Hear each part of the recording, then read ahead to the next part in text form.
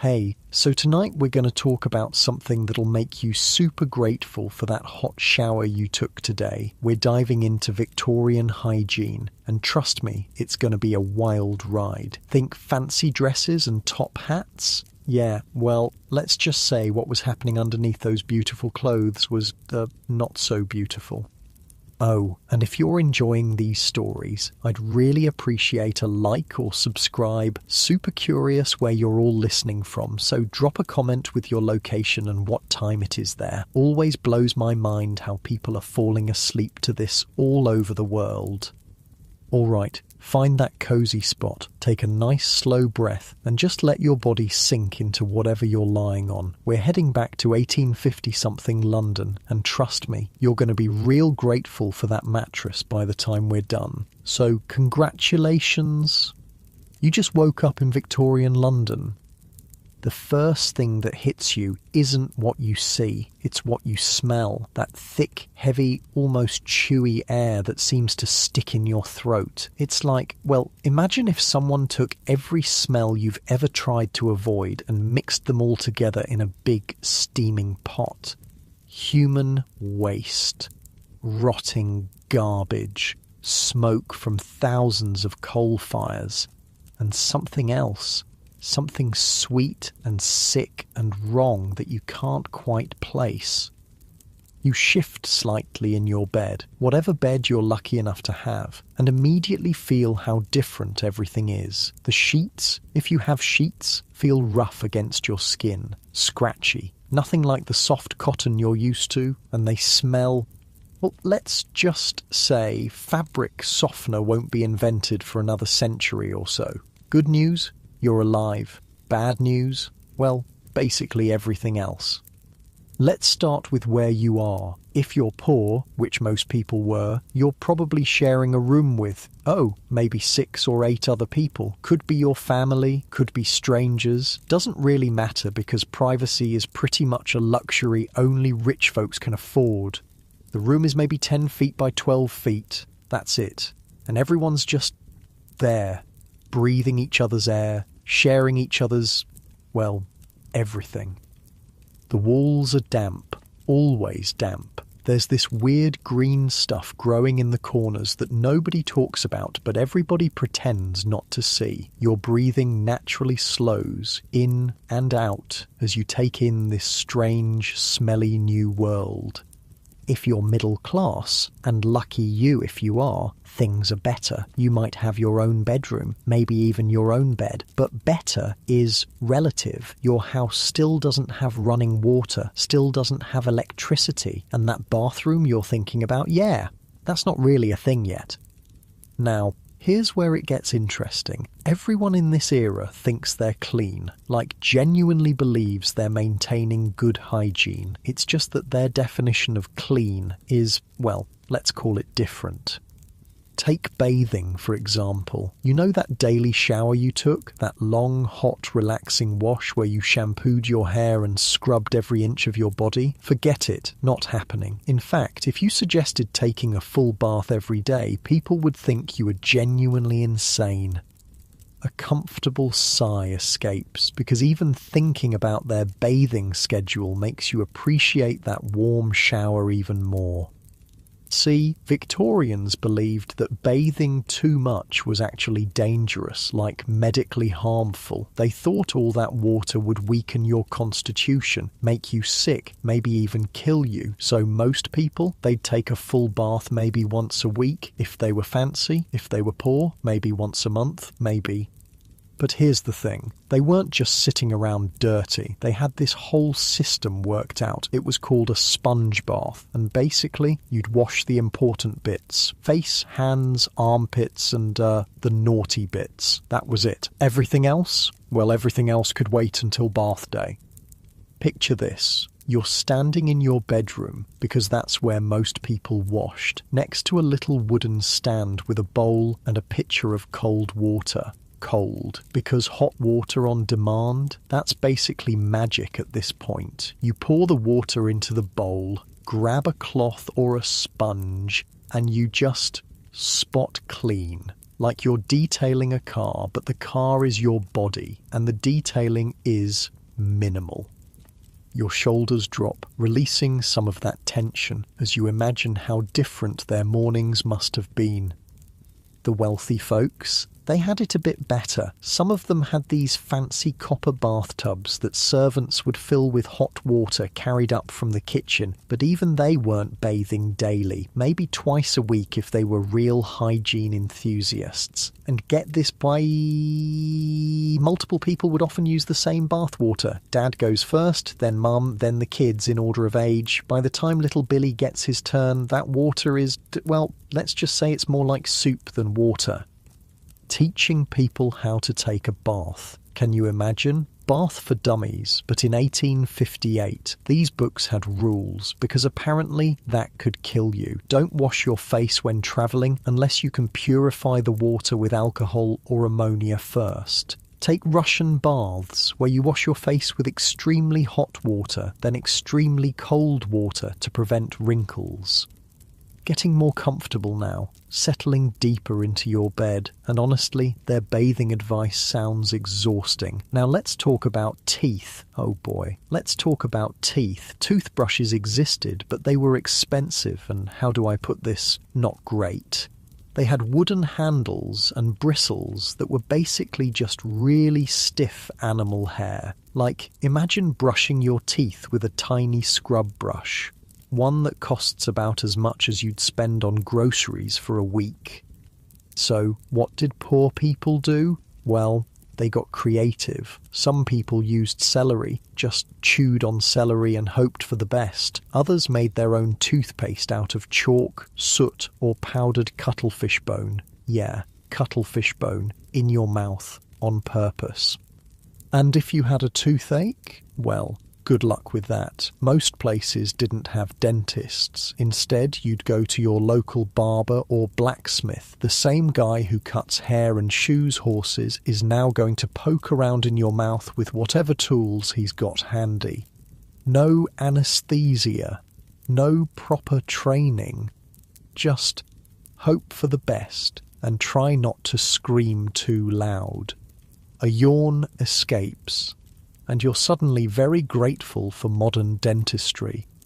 Hair washing was its own adventure. Remember, no shampoo. So what did people use? Well, eggs. Women would crack eggs over their heads and work the yolks into their hair like they were making breakfast on their scalp. Then they'd rinse it out with pitchers of water. The smell must have been interesting. Other popular options included vinegar mixed with water, black tea, rum, or rosemary. Basically, if it was in the kitchen and liquid, someone probably tried washing their hair with it. The wealthy had access to fancier concoctions, but even they were basically making their own shampoo out of whatever was lying around. And here's the kicker. They only washed their hair maybe once a month. Maybe. Women's hair was considered their crowning glory, so they'd pile it up in elaborate styles and leave it that way for weeks. They'd add oils and pomades to keep it healthy, but, well, those oils would go rancid after a while, so their beautiful hair would smell like rancid fat. Lovely. You shift slightly, finding a more comfortable position as you think about how different their daily routines must have been. Laundry was a whole other nightmare. No washing machines, obviously. Everything had to be done by hand, and soap was expensive, so people got creative. Oil stains were treated with chalk, blood and grass stains were removed with kerosene, other odours were fought with milk. And for bleaching? Well, they'd soak their clothes in urine. Human urine. Because urine contains ammonia, which is actually a pretty good cleaning agent. But still, urine. The whole process took forever. You'd haul water, heat it up, scrub everything by hand, rinse it, and then hang it to dry. A full wash day could take all day, literally all day. So most people only did laundry once a week if they were lucky. Some people went longer, which means, well, people wore the same clothes for days at a time, sometimes weeks. that beautiful Victorian outfit you're picturing? It probably hadn't been washed in a while.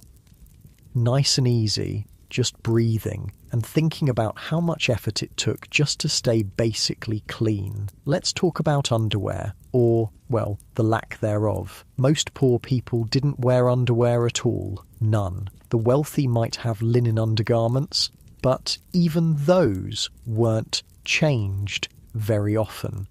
And women's clothing? Oh boy. Layers and layers of heavy fabric. Corsets that hadn't been washed in months. Petticoats that, let's not even think about petticoats. All of this clothing would absorb sweat, body odour, food smells, smoke from fires, everything, and it would just stay there, trapped in the fabric until the next wash day, which, remember, might not be for weeks. So picture walking down a London street in the summer, hundreds of people, all wearing heavy, unwashed clothing, all smelling like, well, themselves, plus whatever they'd eaten for breakfast, plus smoke from coal fires, plus horse manure from the streets, plus, well, you get the idea. The smell would be intense. Like a physical presence following you around, something you could taste in the air. Your breathing naturally slows, settling deeper into this strange world where staying clean was a daily struggle nobody really won, and that was just personal hygiene. We haven't even talked about the streets yet. Oh, the streets. London in the 1850s was home to about 2.5 million people. That's a lot of people making a lot of mess. And there was no organised garbage collection, no street cleaning. People just threw their garbage out the window into the street, where it would sit and rot and attract rats. Human waste was, well, that's a whole other story. Most houses didn't have toilets. Instead, people used chamber pots. Basically, you'd do your business in a pot under your bed, and then, well, someone had to empty it, usually into the street, or into a shared privy in the backyard, or, if you were really lazy, just out the window. There were people called night soil men who would come around and empty the cesspools and privies, but they only worked at night because the job was considered too disgusting for daylight hours. And where did all that waste go? Well, mostly into the Thames, London's main river, the same river people got their drinking water from. Yeah, think about that for a minute. You settle deeper into your bed, muscles relaxing, as you try to imagine living in a world where the river you drink from is also the place everyone dumps their sewage. The horses made it worse. London ran on horsepower, thousands and thousands of horses pulling carriages, delivery wagons, omnibuses, and horses poop a lot. It was estimated that a single horse produced about 35 pounds of manure per day. Multiply that by thousands of horses and, well, you do the math. All of this waste would pile up in the streets. When it rained, it would wash around, creating these, let's call them rivers of nastiness. When it was dry, it would bake in the sun and create clouds of dust. Dust that was, well, let's just say you didn't want to breathe it. And yet, people did breathe it. Every day they walked through it, they lived with it, they thought it was normal because, well, everyone smelled the same. When everyone's environment is gross, gross becomes normal. That's it, getting more comfortable. Your muscles melting into the mattress as you think about how lucky you are to live in a time with soap and running water and actual garbage collection.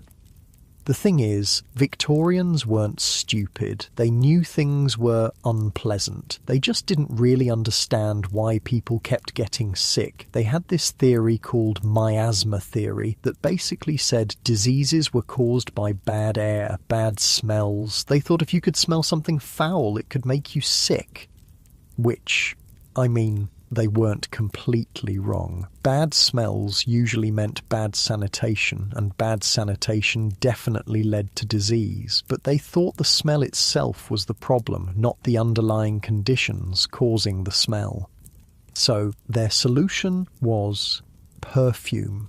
Lots and lots of perfume. Instead of fixing the source of the smell, they just tried to cover it up. Rich people would douse themselves in expensive fragrances. Poor people would use whatever they could find, maybe some cheap cologne or flowers or herbs. But here's the thing about trying to cover up the smell of unwashed bodies, unwashed clothes, and sewage-filled streets with perfume. It doesn't really work. It just creates this weird, sickly sweet combination that's somehow worse than the original smell. Imagine vanilla air freshener mixed with, well, a porta potty. That's basically what wealthy Victorians smelled like. A comfortable sigh escapes, and you're so grateful for modern understanding of hygiene and disease. Women had it particularly rough. Their clothing was even more complicated than men's. Layers and layers of heavy fabric, corsets that made breathing difficult, long skirts that dragged on the ground, picking up everything, and they were expected to look perfect at all times. Makeup existed, but it was dangerous. Face powder often contained lead, rouge contained mercury, and since people didn't understand what these chemicals could do to the human body, well, many Victorian women were literally poisoning themselves in the name of beauty. Hair dye was even worse. There was this popular product called Hall's Hair Renewer that promised to hide grey hair and restore youthful colour. The secret ingredient? Lead. People were rubbing lead directly into their scalps, wondering why they felt sick all the time. Your shoulders drop, releasing tension. As you think about how much we've learned about chemistry and safety. And then there were the beauty routines. Without modern skincare, people came up with interesting solutions. They'd use lemon juice to lighten freckles, butter to moisturize dry skin, raw meat as face masks. They'd sleep with slices of raw beef on their faces, thinking it would keep them looking young. The smell in a Victorian bedroom, especially a wealthy Victorian bedroom with all these beauty treatments, must have been complex. Raw meat, lead-based cosmetics, unwashed hair with rancid pomade, and whatever perfume they were using to try to cover it all up. But you know what? They made do. They adapted. They found ways to feel clean and attractive within the constraints of their world. It's actually kind of impressive when you think about it. They were working with what they had, doing their best with the knowledge available to them. Getting cozy now. Really settling in. And there's something almost admirable about their resourcefulness, even if their methods were questionable. The wealthy had servants to help with the worst of it, maids to empty chamber pots, laundresses to deal with the clothes, bath attendants to heat and carry water, but the servants themselves, well, they were often even dirtier than their employers. They couldn't afford to take time for personal hygiene when they were busy maintaining everyone else's.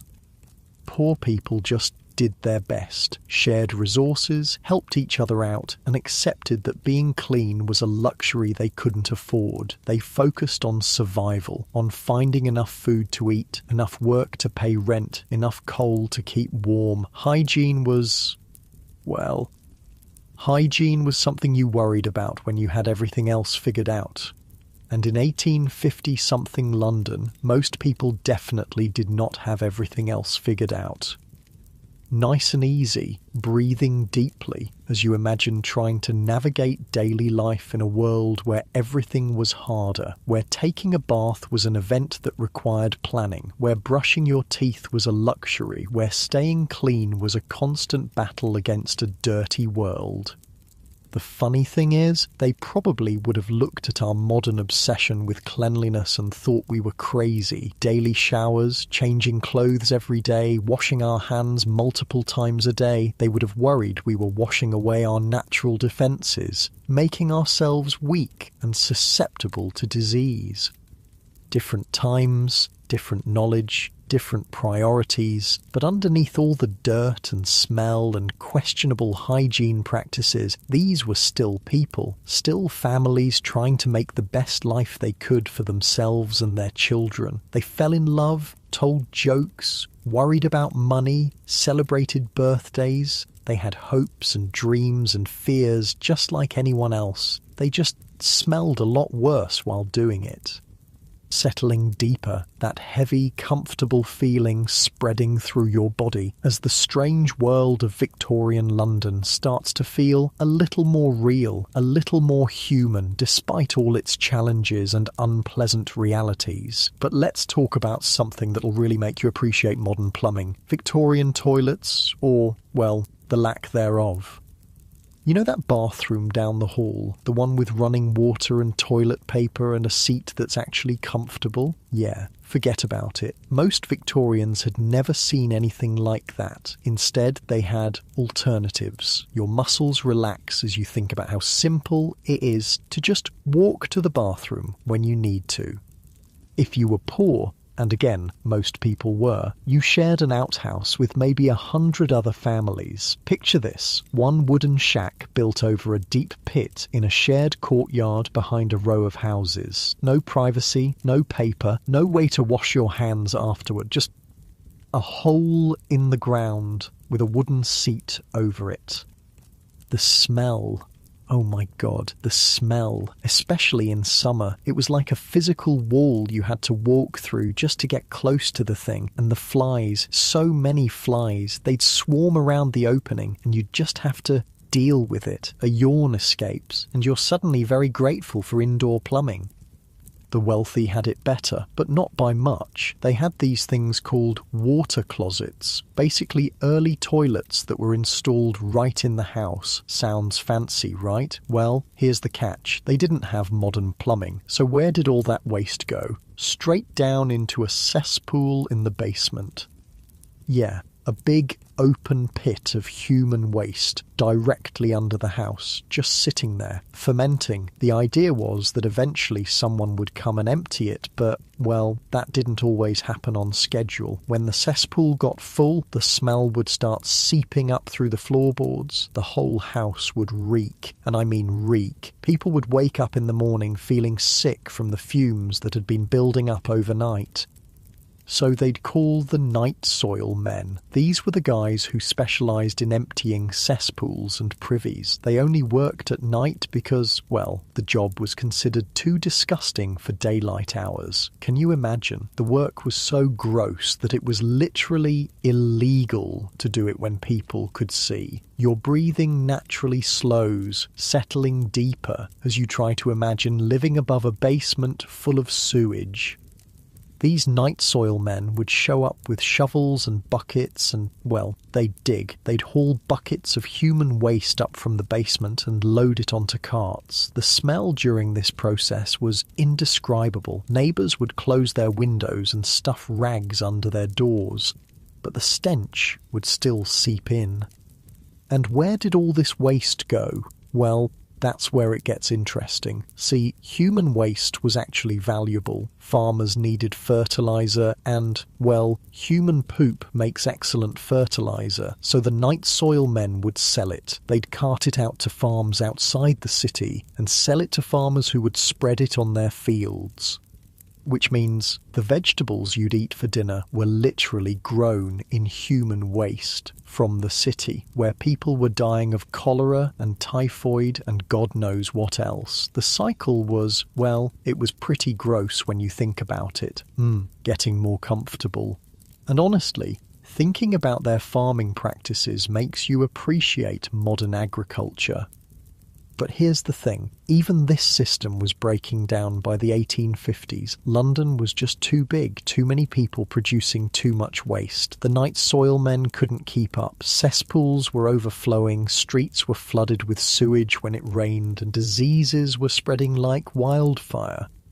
People were getting desperate. Some folks just gave up on the cesspool system entirely. They'd dump their chamber pots directly into the street, or out the window, or into the nearest river or stream. And guess what all those rivers and streams led to? The Thames, London's main source of drinking water.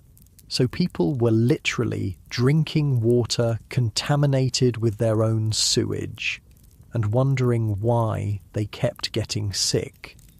Your shoulders drop, releasing that tension as you think about how obvious the connection seems now. The government knew there was a problem. Scientists knew there was a problem. Hell, everyone with a nose knew there was a problem, but nobody could agree on what to do about it. Some people thought the solution was to build more cesspools. Others wanted to dump everything into the Thames and let the river carry it away. Still others thought they should just live with it. After all, London had always smelled bad. Why change now? And then came the summer of 1858. Oh boy, the summer of 1858. It was hot, like really hot. Temperatures that London just wasn't used to. Day after day of blazing sun and no rain. The Thames started running low, leaving thick deposits of sewage on the riverbanks, and in that heat, well, things started to ferment.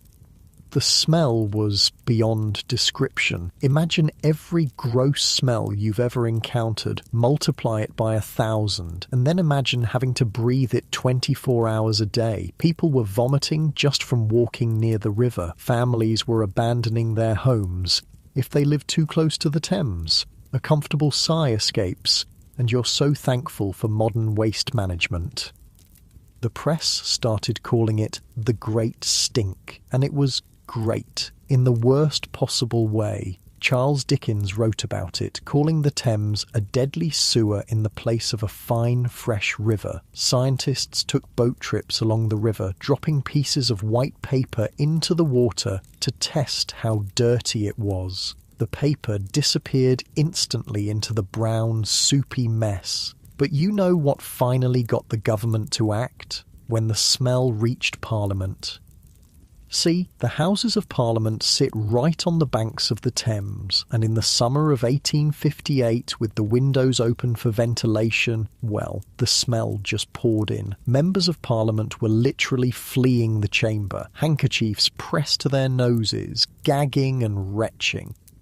They tried dousing the curtains with lime and chloride to mask the smell. Didn't work. They considered relocating the entire government away from Westminster. That's how bad it was. The smell was so horrific that they were willing to abandon their brand new, expensive Parliament building rather than deal with it.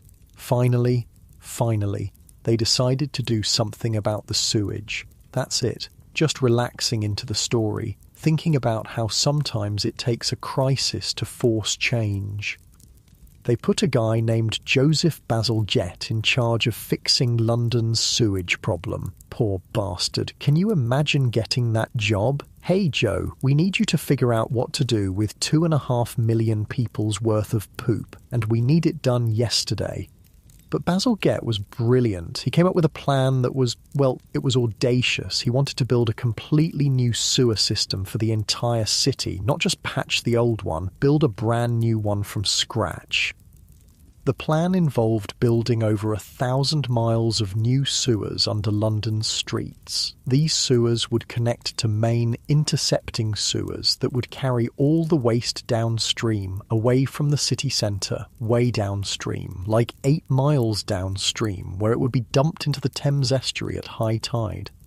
The scale of the project was insane. They had to dig up half the city, demolish entire neighbourhoods, relocate thousands of families, build massive pumping stations to move the sewage uphill, line everything with millions of bricks, create embankments along the Thames to house the new sewers. Your breathing slows, nice and easy, as you imagine the incredible amount of work this must have required. It took years of constant construction, constant noise, constant disruption, streets torn up everywhere, the smell of cement and brick dust mixing with the smell of sewage, workers covered in mud and worse, digging tunnels deep underground, and the cost? Oh, the cost. In today's money, we're talking about billions of pounds, maybe tens of billions. The government had to raise taxes, issue bonds, borrow money from banks. People complained constantly about the expense. But you know what? It worked. When the new sewer system finally came online, the change was immediate. The smell disappeared. The Thames started running cleaner. Disease rates plummeted. People could actually walk along the river without gagging. It was like magic.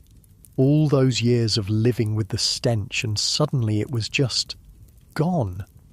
Settling deeper into your bed, feeling that heavy, comfortable weight, and thinking about how amazing it must have felt to finally be able to breathe clean air. The new system wasn't perfect, of course. They were still dumping raw sewage into the Thames, just further downstream, where it was someone else's problem. And the pumping stations broke down sometimes, causing temporary backups and overflows. But compared to what they'd been living with, it was a miracle.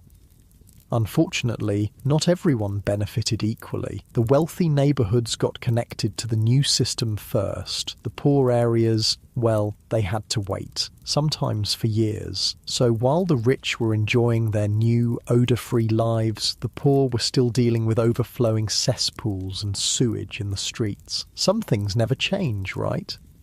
But even for the poor, things gradually got better. As more areas got connected to the new system, public health improved across the board. Cholera outbreaks became less frequent. Typhoid rates dropped. People stopped dying from diseases that were entirely preventable. A yawn slips out. And you're thinking about how much we take for granted.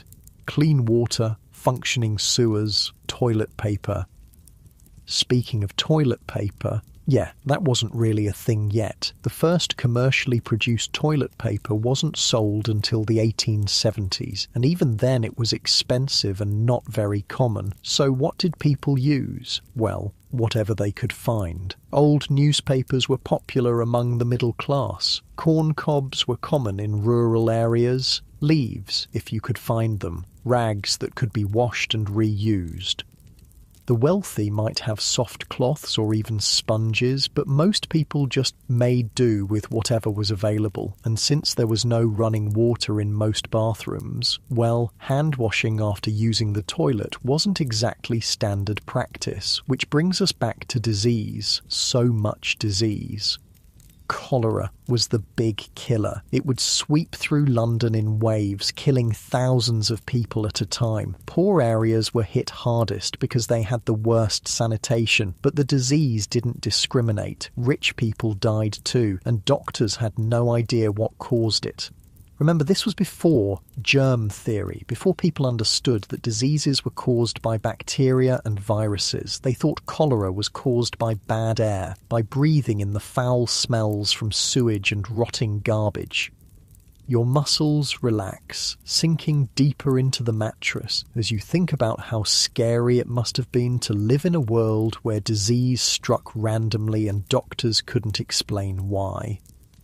So their treatments were, well, let's call them creative. They'd try to purify the air with strong-smelling herbs. They'd burn sulphur or tar to create smoke that would supposedly chase away the disease. They'd give patients massive doses of opium or alcohol, thinking it would help them fight off the infection. None of it worked, of course. People kept dying. Families would lose multiple members in a single outbreak. Children were especially vulnerable. And through it all, the sewage kept flowing into the Thames, the same river people were drinking from. There was this one doctor, John Snow, who figured out the connection between contaminated water and cholera. He proved that people were getting sick from drinking sewage-contaminated water, not from breathing bad air. But nobody believed him. The medical establishment thought he was crazy.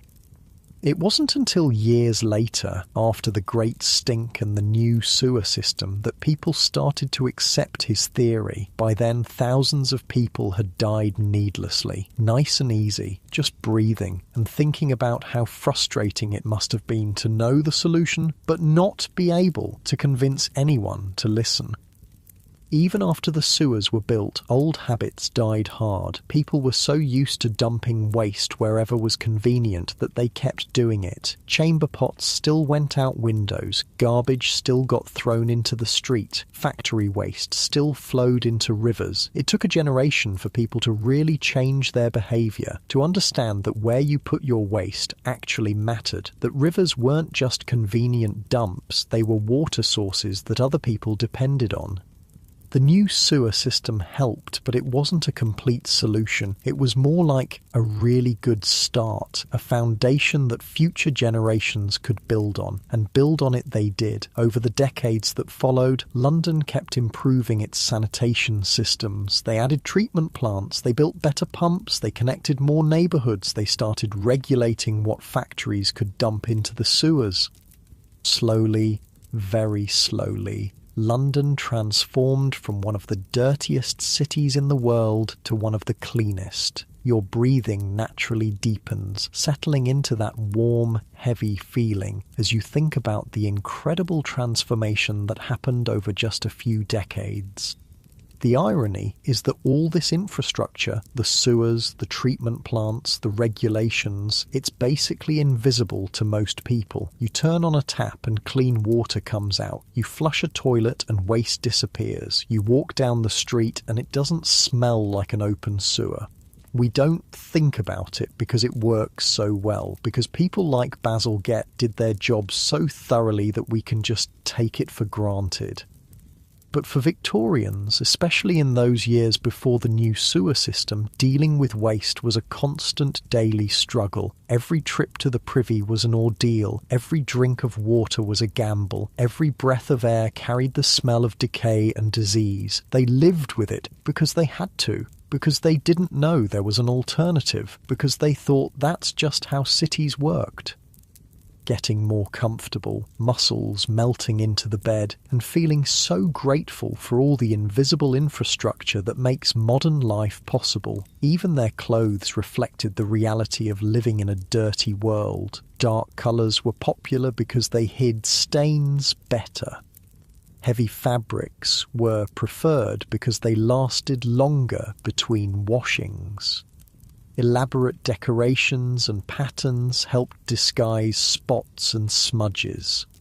Fashion wasn't just about looking good, it was about looking good in a world where staying clean was nearly impossible. Women's long skirts weren't just fashionable, they were practical. They hid dirty shoes and stockings. They swept along the ground, picking up mud and refuse. But that was better than having your legs exposed to all the filth in the streets. Men's dark suits served the same purpose. Coal dust, horse manure, sewage splashback, it all blended into dark wool. A gentleman could walk through the streets of London and still look relatively presentable when he arrived at his destination. That's it, nice and relaxed, thinking about how every aspect of their lives was shaped by the reality of living in a dirty world. And yet, they persevered. They found ways to be happy, to celebrate, to find beauty in their world despite all its challenges. They fell in love and got married and raised families. They wrote poetry and painted pictures and composed music. They were human beings living human lives, just with a lot more sewage involved.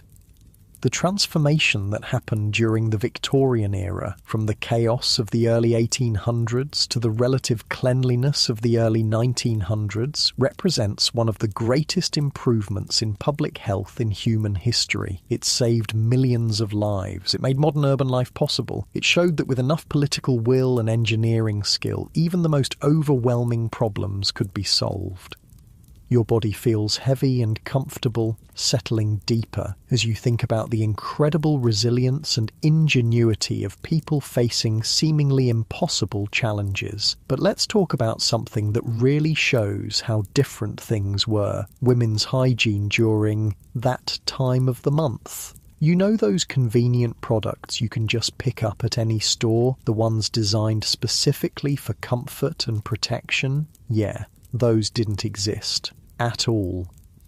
Your muscles soften as you think about how much easier modern life is, even for the most basic biological functions. Victorian women had to get creative, and by creative, I mean they had to figure out how to deal with their periods using whatever they could find around the house. Most women used rags, literally just strips of cloth torn from old clothing or linens. They'd fold them up, position them as best they could, and hope for the best. These rags could be washed and reused, which was good because buying new fabric was expensive, but washing them was, well, let's just say it was another chore in an already long list of unpleasant tasks. You'd have to rinse them in cold water. Hot water would set the stains, then scrub them with whatever soap you could afford, then hang them somewhere to dry. And where do you hang menstrual rags to dry? You can't exactly put them on the line outside for all the neighbours to see, so they'd hang them in bedrooms, in basements, anywhere private where they could air dry without causing scandal. A comfortable sigh escapes, and you're suddenly very grateful for modern conveniences.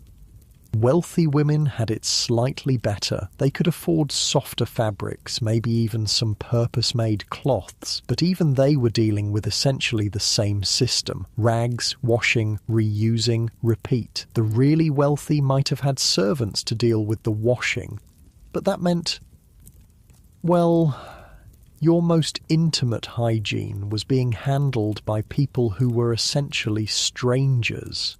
People who were probably gossiping about it in the servants' quarters. Privacy was pretty much non-existent when it came to personal hygiene. And here's the thing, doctors of the time had some truly bizarre ideas about menstruation. They thought it was caused by hysteria. They thought women became temporarily insane during their periods. They prescribed all sorts of weird treatments. Cold baths, bloodletting, doses of mercury. The same stuff that's toxic to humans. Doctors were prescribing it for menstrual cramps. Your breathing naturally slows, settling deeper as you think about how little medical science understood about women's bodies. The first disposable menstrual products weren't invented until the late 1800s, and even then they were not great. Early tampons were basically just cotton wadding with no applicator. Pads were thick, bulky things that attached to belts worn around the waist. And they were expensive. Really expensive. Most women couldn't afford them, so they stuck with the rag system well into the 20th century. But at least by then, people were starting to understand that menstruation was normal, that it wasn't caused by moral failing or mental illness, that women didn't need to be locked away or treated like invalids once a month. Progress, but very slow progress. Speaking of medical treatments, oh boy. Victorian medicine was, let's call it, experimental. Doctors didn't really understand what caused most diseases, so their treatments were basically just educated guessing, and some of the guesses were, well, terrifying. Take bloodletting, for example. Doctors thought that most illnesses were caused by having too much blood, so their solution was to drain some out. They'd use leeches or make cuts in your arms or use special cups to suck blood out through your skin. Feeling weak and dizzy? Must be too much blood. Headache?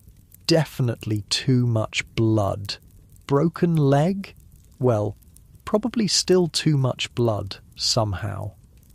Nice and easy, just breathing and thinking about how scary it must have been to get sick in an era when the cure might be worse than the disease. Mercury was the wonder drug of the Victorian era. Doctors prescribed it for everything. Syphilis, depression, constipation, teething in babies. If you had a problem, mercury was probably going to be part of the solution.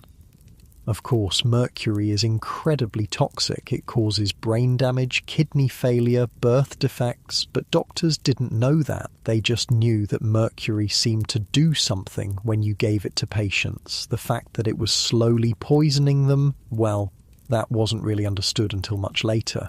People would come to doctors with minor ailments and leave with mercury poisoning, which caused new symptoms, which required more treatment, which often involved more mercury. It was a vicious cycle that probably killed more people than it helped. Opium was another popular treatment for everything. Couldn't sleep? Opium. In pain? Opium. Crying baby? Give the baby some opium. Yes, they gave opium to babies regularly. There were patent medicines specifically marketed for teething infants that were basically just opium syrup. Mrs. Winslow's soothing syrup was incredibly popular among mothers because it would instantly calm fussy babies. Your shoulders drop, releasing tension as you realise how dangerous everyday life was when nobody understood basic pharmacology. The thing is, opium did work. It relieved pain, helped people sleep, calmed anxiety, but it was also incredibly addictive. Victorian England had a massive opium addiction problem, partly because doctors were prescribing it for everything, and partly because people could buy it over the counter at any pharmacy.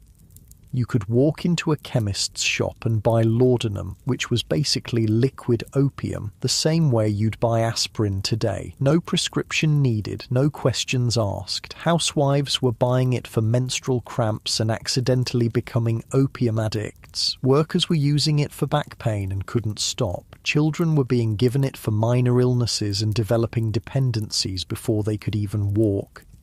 And nobody really understood why people kept wanting more and more of these medicines. Addiction wasn't well understood. People thought it was a moral failing, not a medical condition. Getting more comfortable now, muscles relaxing, as you think about how much medical science has advanced.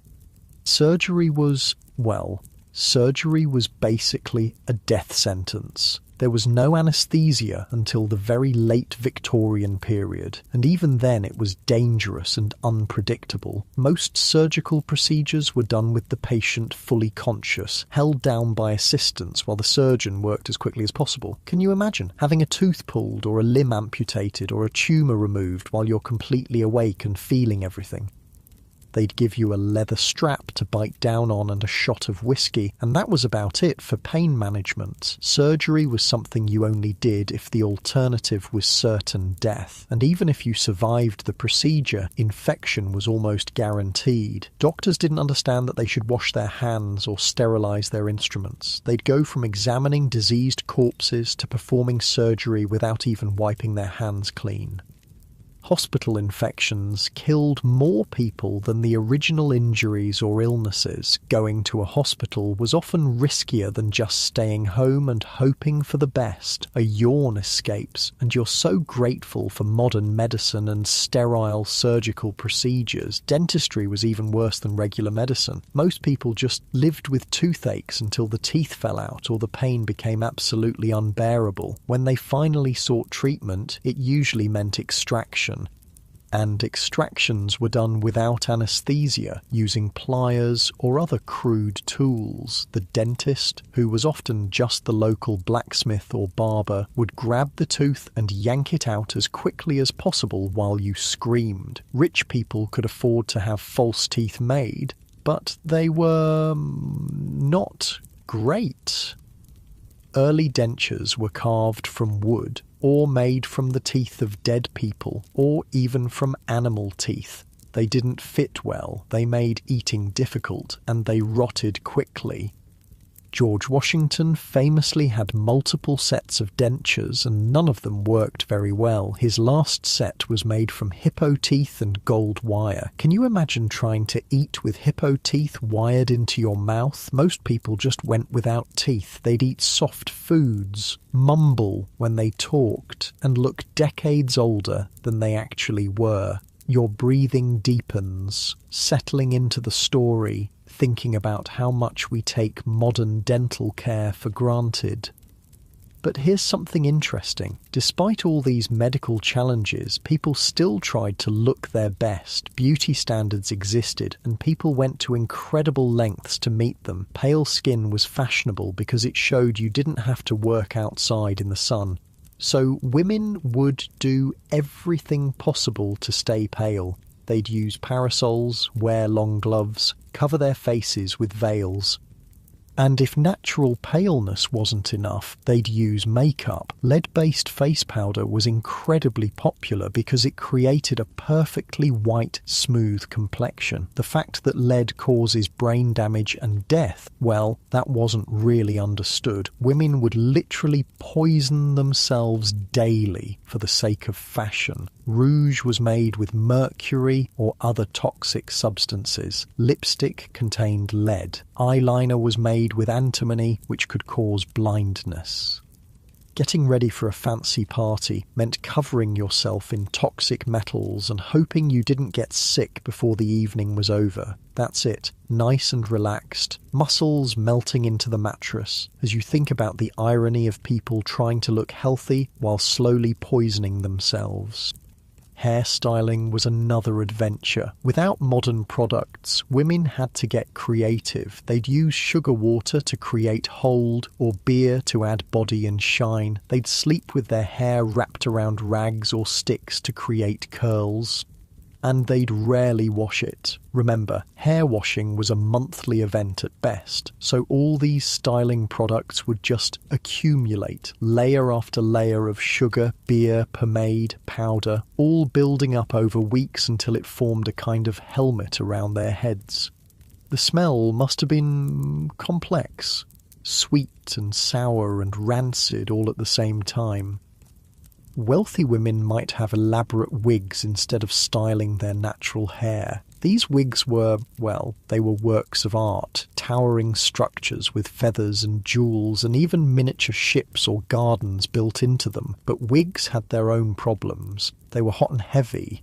They attracted lice and other insects. And they were expensive to maintain. You had to take them to a specialist to be cleaned and restyled. Plus, if you wore the same wig for weeks at a time, well, your scalp underneath wasn't getting much air or cleaning. Scalp infections were common among fashionable women. Your body feels heavy and comfortable, settling deeper as you imagine the discomfort of wearing a massive, insect-infested wig just to look fashionable. Men had their own grooming challenges. Shaving was done with straight razors, basically just very sharp knives. No safety features, no electric razors, just you, a blade that could easily slice your throat open and whatever skill you'd managed to develop. Most men went to barbers for shaving, but that meant sharing razors with dozens of other men, razors that weren't sterilised between customers, so you could go in for a shave and come out with someone else's skin disease. Wealthy men might have had their own personal razors, but even then, keeping them sharp and clean was a constant challenge, and moustaches and beards were popular, partly because they were easier to maintain than being clean-shaven. You could trim them occasionally and otherwise just let them grow, much safer than daily shaving with a straight razor. The downside was that facial hair trapped food, tobacco, dust and all the other debris floating around Victorian air. Men's moustaches were basically filters for all the gross stuff in the environment. A comfortable sigh escapes, and you're thinking about how much simpler and safer modern grooming is. Public baths were starting to become popular in some areas, which was a huge improvement for people who didn't have bathing facilities at home. These were essentially large pools where multiple people would bathe at the same time, but, well, they came with their own set of problems. The water wasn't changed very often. People with all sorts of diseases and skin conditions would use the same pools, and there was no filtration or chemical treatment to kill bacteria.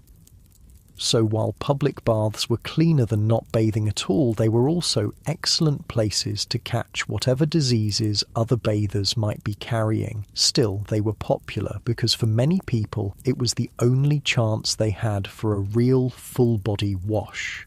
Workers would save up their pennies to afford a visit to the public baths once a week or once a month. The experience was social. People would chat, gossip, conduct business. It was like a community centre that happened to involve being naked in dirty water with strangers, nice and easy, just breathing and thinking about how different social norms were when privacy was such a luxury. Despite all these challenges, people found ways to feel good about themselves. They developed their own standards of cleanliness within the constraints of their world. They took pride in having clean hands and faces, even if the rest of them wasn't so fresh. They valued nice clothing, good grooming, pleasant breath. They used what resources they had to present themselves as well as possible. And they adapted. They became accustomed to smells that would horrify us today. They developed tolerance for discomfort that seems incredible by modern standards. In a way, it's impressive. These people were incredibly resilient. They lived full, rich lives despite conditions that we would consider intolerable. Your muscles continue to relax, sinking deeper into comfort as you think about human adaptability and resilience. Children grew up in this environment and thought it was normal. They played in streets filled with garbage and sewage. They helped their families with laundry and chamber pots and all the unglamorous tasks of daily survival. And they still found ways to be children, to play games, tell stories, laugh with their friends. They adapted to their world just like children always do. The wealthy tried to shield their children from the worst of it, but even rich kids lived in a world without antibiotics, without vaccines, without basic understanding of hygiene and disease prevention. Childhood mortality was heartbreakingly high. Families would have many children knowing that only some of them would survive to adulthood. Parents couldn't protect their children from diseases they didn't understand. Yet people still fell in love, got married, had families. They still celebrated holidays and birthdays. They still had hopes and dreams for the future. They were living human lives in a world that was challenging in ways we can barely imagine. Getting cozy now, really settling in, and feeling a deep appreciation for all the invisible systems that keep us healthy and safe today. Now let's talk about food, because Victorian food hygiene was, well, let's just say you'd probably lose a lot of weight if you had to eat like a Victorian. Not because the food was healthy, because you'd be too terrified to eat most of it. Your muscles relax as you think about that clean, safe refrigerator in your kitchen, full of food that won't kill you. See, refrigeration didn't exist at all. The best people could do was ice boxes, and ice was expensive and hard to come by. Most people just kept their food at room temperature and hoped for the best, which meant that meat started going bad almost immediately after slaughter. Milk would sour within hours in warm weather. Vegetables would rot quickly without proper storage. So, how did people deal with this? Well, they got creative. And by creative, I mean they developed some truly questionable preservation methods. Salt was huge. People would pack meat in so much salt that it was basically mummified. It would last longer, but it was also, well, incredibly salty and tough, and not particularly nutritious after all that processing. Smoking was popular too. They'd hang meat in smokehouses for days or weeks, letting the smoke slowly dry and preserve it. Again, it lasted longer, but it was also carcinogenic as hell. People were basically eating charcoal-flavoured jerky for most of their protein. A yawn escapes. And you're so grateful for modern food safety regulations. Pickling was another option. They'd soak vegetables in vinegar or brine for months at a time. Everything was pickled. Cabbage, onions, eggs, even meat sometimes. The acid would kill bacteria and preserve the food, but it also made everything taste, well, like vinegar. Imagine eating pickled everything for months at a time. Your poor stomach. And then there was the really desperate preservation method. Just eating food that was already going bad and hoping it wouldn't kill you. Meat that was starting to turn green, cover it with spices and cook it thoroughly. Milk that was curdling, turn it into cheese. Bread that was getting mouldy, cut off the worst parts and eat the rest. People developed iron stomachs out of necessity. They had to. The alternative was starvation. Your breathing naturally slows, settling deeper as you think about how much we take food safety for granted.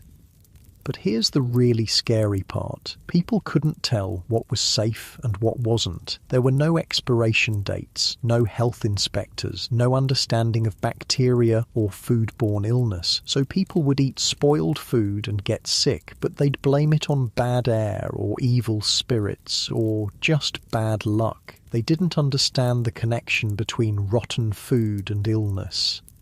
Milk was particularly dangerous. It was often watered down by unscrupulous vendors, and the water they used was, well, the same contaminated water everyone was drinking. So you'd buy milk thinking you were getting something nutritious, and instead you'd get diluted sewage water with a bit of actual milk mixed in. And baby formula? That wasn't a thing. If a mother couldn't breastfeed, they'd give babies cow's milk or goat's milk or whatever was available. Often this milk was contaminated or spoiled. Infant mortality from digestive illnesses was heartbreakingly common. Even when food was fresh, preparation was risky. Kitchens were dirty, knives were rarely cleaned properly, and people didn't understand cross-contamination. You'd cut raw meat on a wooden board, then slice bread on the same board without washing it. Getting more comfortable, and thinking about how many invisible food safety measures protect us every day. Working conditions made everything worse. If you worked in a factory, you'd be covered in soot and chemical residue all day. Then you'd come home and handle food with those same unwashed hands. Factory workers often ate their lunches right on the factory floor, surrounded by machinery that was leaking oil and spewing toxic fumes. They'd unwrap a piece of bread and eat it while breathing in lead dust or mercury vapor. Miners had it even worse. They'd spend all day underground, covered in coal dust or mineral particles, then eat their meals down in the mine. Black lung disease was common, partly from breathing contaminated air while eating. And agricultural workers, they were handling manure all day, both human and animal manure, remember, then eating their lunches with those same hands. No wonder disease spread so quickly in rural areas.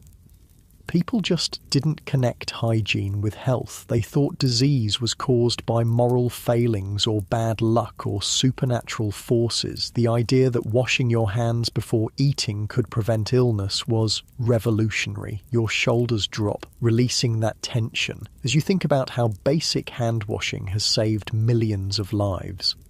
Even the wealthy had problems with food safety. Their cooks might have been better trained, but they were still working with the same spoiled ingredients and contaminated water as everyone else. Rich people could afford more variety in their diet, but variety didn't necessarily mean safety. They'd import exotic foods from other countries, foods that had been sitting in ship holds for months without refrigeration, tropical fruits that were rotting from the inside out, spices that were full of insects and mould.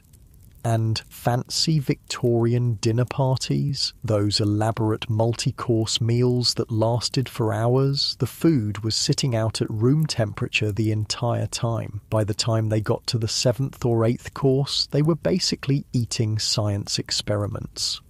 Plus, wealthy people had this weird obsession with foods that were, well, intentionally gross. They'd eat things like potted meat, which was basically any kind of meat ground up and mixed with fat and spices, then packed into jars and left to ferment. They thought fermented foods were sophisticated. They'd eat cheese that was literally crawling with maggots and consider it a delicacy. Nice and easy. Just breathing. And honestly, some Victorian delicacies sound absolutely horrifying. The poor had their own food challenges. They couldn't afford fresh meat or vegetables most of the time, so they'd buy whatever was cheapest, which was usually whatever was about to go bad that the vendors couldn't sell to anyone else. There were markets specifically for second-hand food, meat that was starting to turn, produce that was bruised or rotting, dairy products that were past their prime. Poor people would shop these markets because it was all they could afford. And street vendors? Oh boy, street vendors would sell food that had been sitting out in the sun all day, covered in flies and dust and God knows what else. Meat pies made from mystery meat, milk that had been sitting in dirty containers, bread that was more sawdust than flour. But people were hungry, and hungry people eat whatever they can get. A comfortable sigh escapes, and you're thinking about how food insecurity makes every choice a gamble. Alcohol was often safer than water, which led to some interesting dietary habits. People would drink beer or wine with every meal, including children. It wasn't that they were trying to get drunk. It was that fermented beverages were less likely to make you sick than contaminated water. So Victorian children would start their day with small beer, a low-alcohol brew that was considered a breakfast drink. Workers would drink beer throughout the day to stay hydrated. Even babies were sometimes given diluted alcohol instead of water. This led to a society where mild intoxication was basically the default state for a lot of people. Not drunk exactly, but not completely sober either, which probably made the smells and discomfort of daily life a bit more tolerable, honestly. The spice trade existed partly because spices helped mask the taste of spoiled food. If your meat was going bad, you'd load it up with pepper and cinnamon and hope for the best. Strong flavours covered up the taste of decay. That's why Victorian cooking was so heavily spiced compared to earlier periods. It wasn't just about flavour, it was about survival.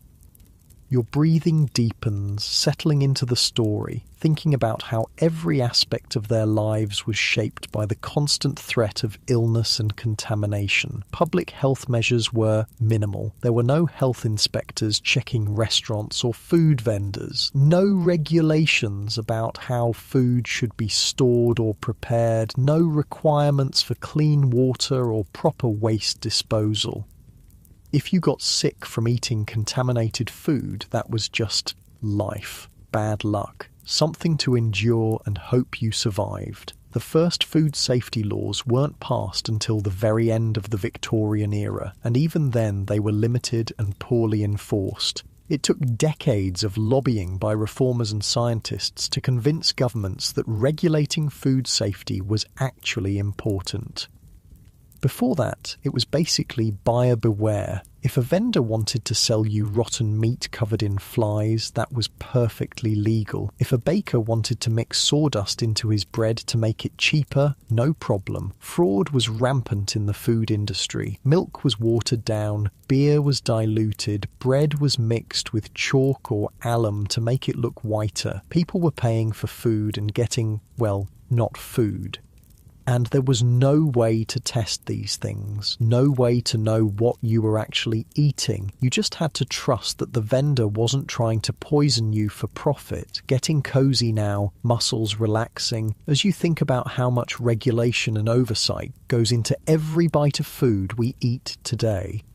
The wealthy tried to protect themselves by hiring food tasters or buying from trusted vendors, but even that wasn't foolproof. Rich people got food poisoning too. They just had better access to medical care when it happened. Poor people often had no choice but to eat whatever they could afford, even if they suspected it might be contaminated. Better to risk getting sick than to definitely starve. And children. Children were especially vulnerable. Their developing immune systems couldn't handle the constant assault of contaminated food and water. Child mortality from digestive illnesses was one of the leading causes of death. Parents would watch their children get sick over and over again from the food they were providing, but there wasn't much they could do about it. Clean, safe food was a luxury most families couldn't afford. The gradual improvement in food safety over the late Victorian period probably saved more lives than any other single public health measure. When people could finally trust that their food wouldn't kill them, overall health improved dramatically. But it took decades of scientific research, political lobbying, and public pressure to make those changes happen. And even then, improvements came slowly and unevenly. That's it. Really settling in now, thinking about how many invisible systems work together to keep us safe and healthy. Personal hygiene standards started to improve gradually as well, but change was slow. The wealthy led the way, partly because they could afford soap and clean water, and partly because they had social pressure to maintain appearances. Middle-class families started bathing more frequently, maybe twice a week instead of once. They started changing their clothes more often. They invested in better soap and grooming products, but old habits died hard. Even wealthy families who could afford daily baths often didn't take them because they'd been raised to believe that too much bathing was unhealthy. And the poor, well, the poor were still struggling with basic survival. When you're working 14-hour days in a factory for barely enough money to buy food, spending money on soap and taking time for bathing feels like an impossible luxury. Social attitudes toward cleanliness were starting to shift, though. Being clean was becoming associated with being moral, respectable, successful. Dirty people were seen as lazy or immoral, regardless of their actual circumstances. This created pressure to at least appear clean. Even if you couldn't afford to actually be clean, people would wash their hands and faces carefully, keep their visible clothing as clean as possible, and hope nobody noticed the rest. Your body feels heavy and comfortable, sinking deeper into the mattress as you think about the social pressure to maintain appearances even when basic hygiene was so difficult. The invention of cheaper soap helped a lot. Early Victorian soap was expensive and harsh. It was made with lye and animal fat, and it would strip your skin raw if you used too much of it. But as manufacturing improved, soap became cheaper and gentler. Companies started marketing different types of soap for different purposes. Gentle soap for faces, strong soap for laundry, medicated soap for skin problems. This was revolutionary. For the first time, ordinary people could afford to have multiple types of soap. They could choose products specifically designed for their needs instead of just using whatever they could get. Advertising played a huge role in changing attitudes toward hygiene. Soap companies started running campaigns that associated their products with beauty, health, and social success. They'd show before and after pictures of people who looked healthier and happier after using their soap. They'd create elaborate stories about the social benefits of being clean. These ads were often ridiculous by today's standards, but they were effective. They helped create a culture where being clean was seen as important, desirable, and achievable. Nice and easy, just breathing. And thinking about how marketing helped shift entire cultural attitudes toward hygiene. Medical understanding was slowly improving too. The discovery that diseases were caused by germs rather than bad air was gradually gaining acceptance in the medical community. This led to new recommendations about hand washing, wound care, and general cleanliness. Doctors started telling patients to wash their hands before eating, to keep wounds clean and covered, to avoid sharing eating utensils. These recommendations seem obvious now, but at the time they were revolutionary. People had never connected personal hygiene with disease prevention. Hospitals started implementing basic sanitation measures. They began washing their instruments between patients, requiring doctors to wash their hands, isolating patients with contagious diseases. Death rates in hospitals dropped dramatically as these measures were implemented. It became clear that cleanliness really was connected to health, not just social status. Your muscles continue to melt into relaxation as you think about the incredible progress that happened once people understood the connection between cleanliness and health. Schools started teaching basic hygiene to children. They'd have lessons about washing hands, brushing teeth, keeping clothes clean. Children would bring these lessons home to their families, gradually spreading better hygiene practices throughout the community. This was especially important in poor areas where adults might not have access to health information, but children could learn it at school and share it with their families. Public health campaigns began promoting basic sanitation measures. Posters would show people how to wash their hands properly, how to dispose of waste safely, how to keep their homes clean. These campaigns were often funded by soap companies or other businesses that benefited from increased hygiene, but they still provided valuable public education. The message was simple but revolutionary. Being clean will keep you healthy. Taking care of your body is important. You have some control over whether you get sick. Settling deeper now, feeling that warm, heavy comfort as you think about how empowering it must have been to finally understand that you could take steps to protect your own health. You know what's amazing though? Despite all of these challenges, despite living in a world where basic cleanliness was a daily struggle, people still found ways to take pride in their appearance. They still fell in love, still got married, still raised families and celebrated holidays, and found moments of joy and beauty in their lives. Your breathing slows naturally, deeper and more relaxed, as you think about the incredible resilience of the human spirit. Victorian women would spend hours getting ready for special occasions, even with all the limitations they faced. They'd carefully wash their faces and hands with whatever soap they could afford. They'd brush their hair for what felt like forever, trying to work through weeks of accumulated oils and styling products. They'd put on their best dress, the one they'd been saving and carefully maintaining for months. They'd add whatever jewellery or accessories they owned. They'd dab a bit of perfume on their wrists, hoping it would last the evening. And you know what? They felt beautiful. They felt special. They felt ready to face the world. Because beauty, real beauty, isn't about having perfect hygiene or expensive products. It's about feeling good in your own skin, whatever that skin happens to smell like. The wealthy had more resources. Sure, they could afford better soaps, finer clothing, more elaborate beauty routines. But they were dealing with the same basic limitations as everyone else. No running water, no understanding of germs, no effective medicine.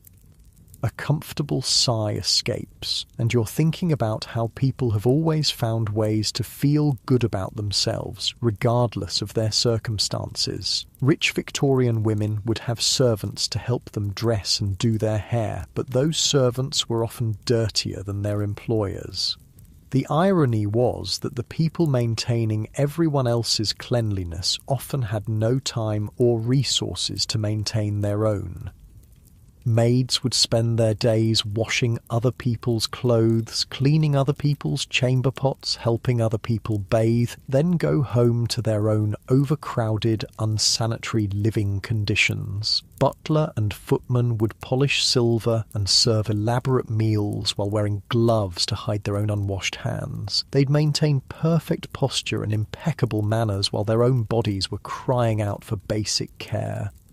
The class system meant that cleanliness became a marker of social status. If you could afford to be clean, you were obviously successful. If you were dirty, you were obviously poor and probably morally deficient too. This created enormous pressure on working class people to at least appear clean. Even when they couldn't afford to actually be clean, they'd wash their hands and faces obsessively, keep their visible clothing as neat as possible and hope nobody looked too closely. Your shoulders naturally drop, releasing that tension as you think about the unfairness of judging people's character based on things they couldn't control. But slowly, very slowly, things began to change. The Great Stink of 1858 was really the turning point. When the smell from the Thames became so bad that even Parliament couldn't function, the government finally had to act. Bazalgette's sewer system wasn't just about moving waste away from the city centre, it was about fundamentally changing how people thought about sanitation and public health. For the first time, people could see that human engineering could solve problems that had seemed unsolvable. That government action could actually improve people's daily lives in concrete, measurable ways. When the new sewers came online and the smell disappeared, it was like magic. People who had lived their entire lives breathing contaminated air suddenly found themselves able to walk along the Thames without gagging. Property values in previously undesirable areas shot up overnight. People started moving back to neighbourhoods they'd abandoned because of the smell. Businesses that had been struggling because customers wouldn't visit them suddenly found themselves thriving. Getting more comfortable, settling deeper into your bed as you imagine what it must have felt like to finally be able to breathe clean air. The psychological impact was enormous. People realised that they didn't have to just accept terrible living conditions. That change was possible, that their lives could actually get better. This sparked a whole movement toward urban reform. People started demanding better housing, cleaner streets, safer working conditions. They organised politically around public health issues. Women played a huge role in this movement. They were the ones dealing with most of the daily challenges of maintaining family health and hygiene. They understood better than anyone how desperately things needed to change.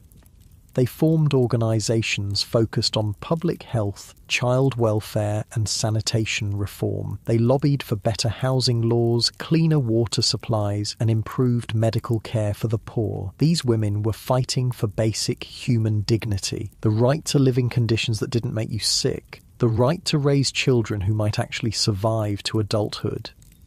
Your breathing becomes slower, more rhythmic, as you think about the courage it took to fight for change in a world that seemed determined to stay the same. Scientific understanding was advancing too. The work of people like Louis Pasteur was beginning to prove that diseases were caused by microorganisms, not by moral failings or bad air. This was revolutionary. For the first time in human history, people could understand why they got sick and what they could do to prevent it.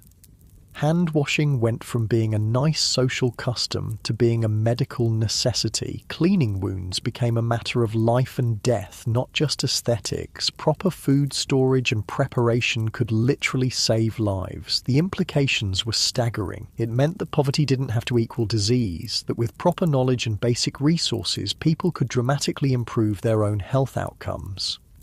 Of course, translating this knowledge into practice took time. Old habits died hard. Many people continued to believe in traditional explanations for disease well into the 20th century, but gradually, very gradually, the message spread. Schools started teaching basic hygiene. Doctors started emphasizing prevention as well as treatment. Public health campaigns promoted hand washing and sanitation.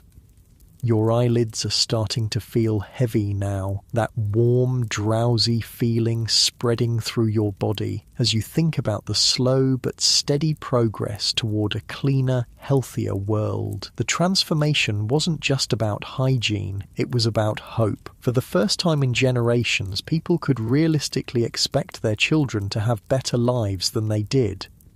Child mortality rates began to drop. People started living longer. Diseases that had terrorized previous generations became less common. This created a positive feedback loop. As people got healthier, they had more energy to work on improving their conditions further. As living conditions improved, people got even healthier.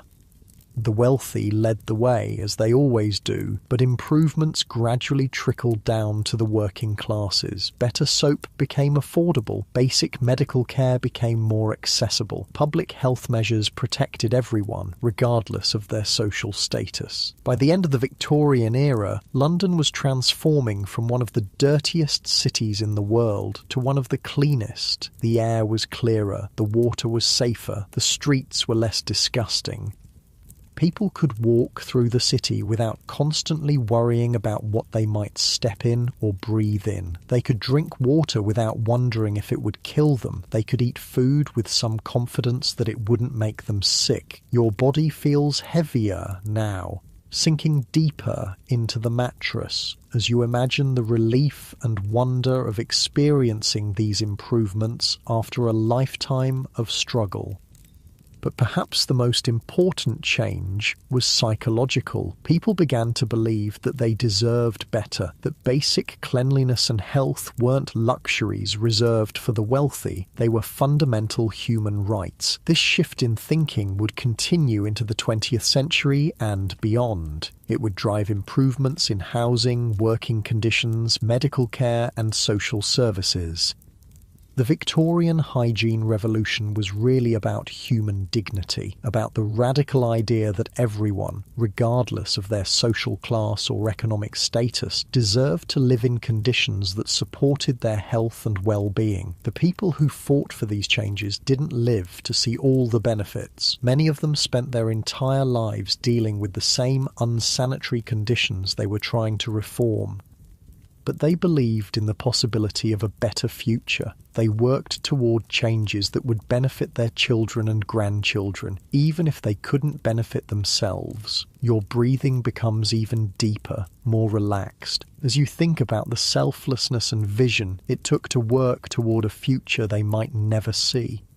There's something deeply moving about that, about people who were struggling just to survive, taking time and energy to advocate for improvements that might not help them personally. They understood that everyone's health was connected, that diseases didn't respect class boundaries, that improving conditions for the poorest people would ultimately benefit everyone.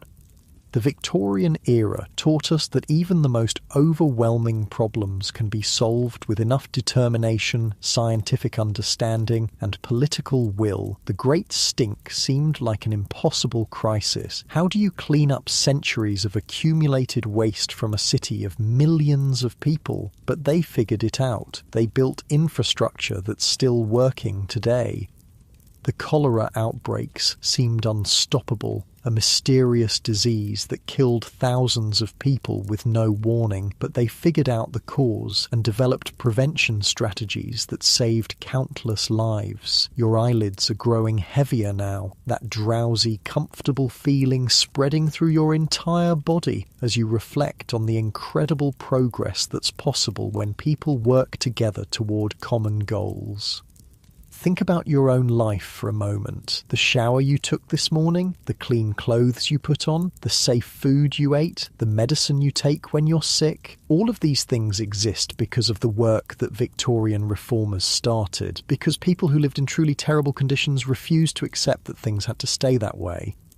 They couldn't have imagined the world we live in now. Antibiotics that can cure diseases that killed millions of people. Water treatment plants that provide clean drinking water to entire cities. Food safety regulations that prevent most of the illnesses they dealt with daily.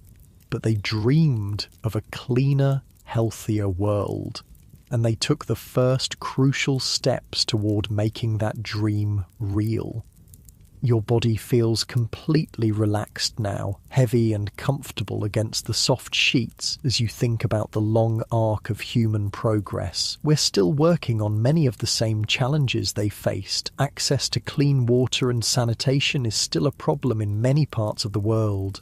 Poverty still makes people more vulnerable to disease. Social inequality still affects health outcomes. But we've learned so much. We understand things that baffled them completely. We have tools and technologies they couldn't have imagined. And most importantly, we have their example. We know that change is possible, that even the most entrenched problems can be solved with persistence and creativity and hope. Your breathing is becoming slower now, deeper and more peaceful as you settle into the comfort of your clean, safe bed. Think about how different your evening routine is from theirs. You brushed your teeth with safe, effective toothpaste and a soft toothbrush. You washed your face with gentle soap and clean water. You put on fresh, clean pajamas. You can drink water from the tap without worrying about cholera. You can eat food without wondering if it will make you sick. You can sleep in a bed with clean sheets, in a room with fresh air, in a house with proper plumbing. All of these things, these simple, everyday comforts, represent victories in the long struggle for human health and dignity. The Victorians who fought for these improvements would be amazed and delighted to see how far we've come. They'd probably be shocked by our daily hygiene routines, but they'd understand why they matter. Your eyelids are feeling heavier and heavier, that peaceful, drowsy sensation flowing through your entire body as you appreciate all the invisible systems that keep you safe and healthy. You're lying in a clean bed, breathing clean air, in a warm room that doesn't smell like sewage or smoke or decay. Your body is clean and comfortable. Your stomach is full of safe, nutritious food.